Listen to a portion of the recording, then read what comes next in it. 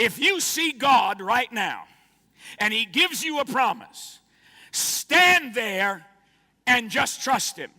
Because while he may move in another direction and sit on the circle of the earth, and while there may come a point you don't see him because he's out of your sight and beyond your blind spot, just stay where you are, because as surely as he went one way, he will come back another way, and you will see the heavens begin to line up, and when they do, you will have what he promised.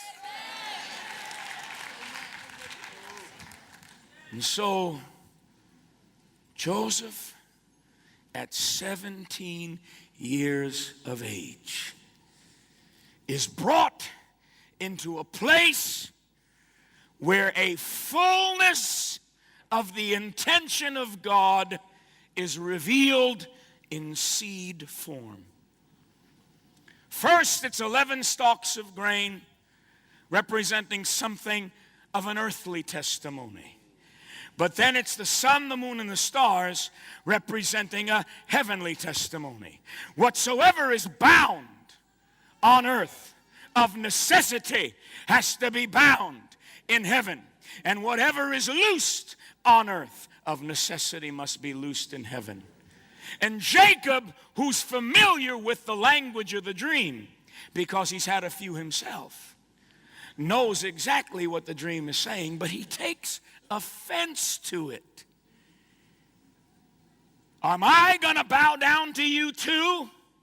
So there's even still something in Jacob of his own insecurity that cannot recognize that Joseph is the heir of the generations of Jacob. And because he can't recognize it, he rebukes his son for having a dream that God gave him. Stay with me. Say, if the dream is big enough, the facts don't count.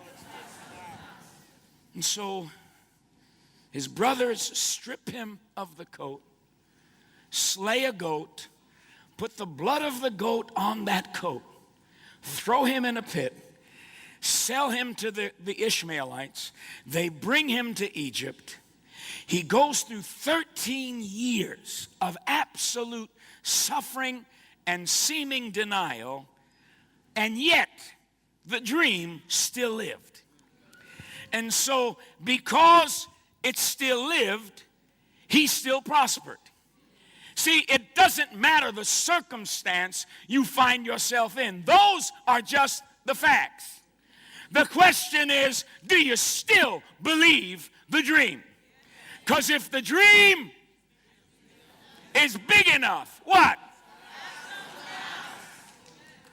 Tell somebody your dream is going to be right on time. Tell somebody you're not going to miss your moment. You're going to make your moment.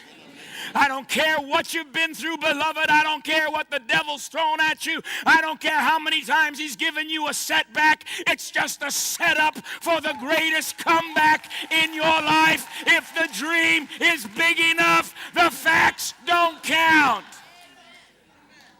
Now watch. Watch. Joseph, 13 years in Egypt, cut off from his father, from his brothers. Mama's dead. She died giving birth to his baby brother. He hasn't seen his baby brother. The only real kin in the whole family he has is Benjamin. The only real kin who came from the same womb. See, when God gives you a dream, there's something in you that longs for someone else who can relate and identify. In other words, there's somebody that you need that comes out of the same womb you came out of who has like precious faith. You don't need 11 brothers to agree with you. If any two. You don't need everybody in the city to believe in your dream. All you need is one more person who will touch and agree with you.